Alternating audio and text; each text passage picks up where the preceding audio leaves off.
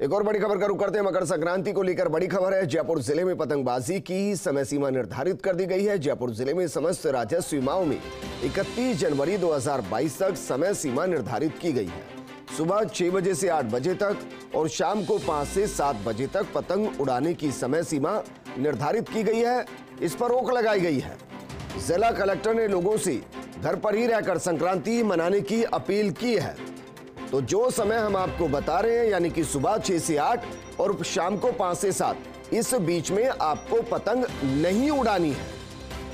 दरअसल उसके पीछे का कारण है, सुबह 6 से 8 आसमान के अंदर पक्षी उड़ते हैं और जब मांझे के साथ वो टकराते हैं तो उनकी पंख कतर दिए जाते हैं, वो धड़ाम से जमीन पर गिरते हैं, जिंदगियां चली जाती हैं। जो पतंग उड़ाने के शौकीन है, जरा उन रेस्क्यू सेंटर में जाइएगा जरूर, जहां इन पक्षियों का, बेजुबान पक्षियों का इलाज किया जाता है। आपका एक छोटा सा मांझा कैसे उनकी पूरी जिंदगी को बर्बाद कर देता है, कैसे एक आसमान में उड़ते पक्षी को विकलांग कर देता है।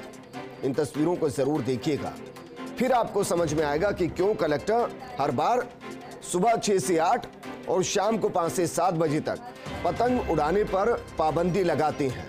सुबह 6 से 8 जैसे हम नौकरी पर निकलते हैं, मजदूरी करने निकलते हैं, अपने व्यापार के लिए निकलते हैं, ऐसे ही पक्षी भी अपने विचरण पर निकलते हैं। मेरे सहयोगी शिवेंद्र परमार जुड़ चुके हैं। शिवेंद्र, बस यही अफसोस है कि हर बार गाइडलाइन जारी होती है, लेकिन हर बार वो तस्वीरें भी आती हैं रेस्क्यू सेंटर से, जहां आसमान में उड़ता एक पक्षी जमीन पर धड़ाम पड़ता है और हमेशा के लिए जमीन का होकर रह जाता है।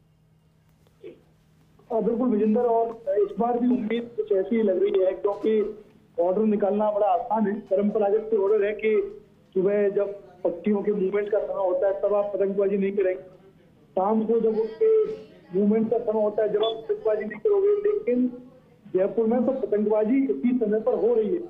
जयपुर के बाहर भी हो रही है, जो ग्रामीण इलाके हैं, और जयपुर शहर के अंदर भी हो रही है। ये कौन इतना किसके पास, मुझे समय लगता नहीं कि अधिकारी के पास वो नोट करे कि अभी 6 बजे अभी पतंग कैसे उड़ गई।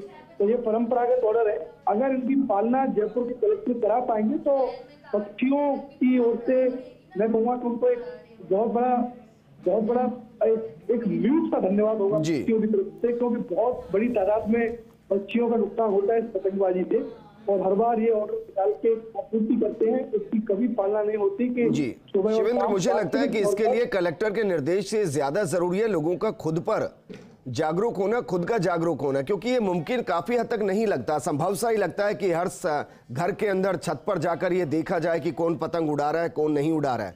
लोग खुद अगर इसको समझ लेंगे तो ज्यादा बेहतर है। वैसे असंभव ही नजर आता है कि इस पर रोक लगाई जाए।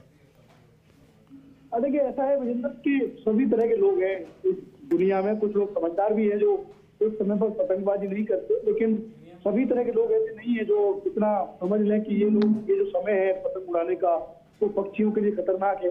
तो मुझे लगता है कि समय पर भी पतंगबाजी होगी, जयपुर में अभी भी हो रही है, क्योंकि संक्रांति कल है और संक्रांति में 5-7 दिन पहले जयपुर में पतंगबाजी का माहौल बन जाता है।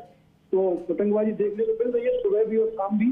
हालांकि एक चीज जरूर है जो कुदरत की वजह से आई है कि सर्दी बहुत ज्यादा है। सुबह सुबह सर्दी में हर कोई हिम्मत नहीं कर पा रहा है छत पे जाके पेड़ में डाले, क्योंकि सुबह का जो टेम्परेचर है जयपुर में वो आज भी 5 डिग्री सेल्सियस था।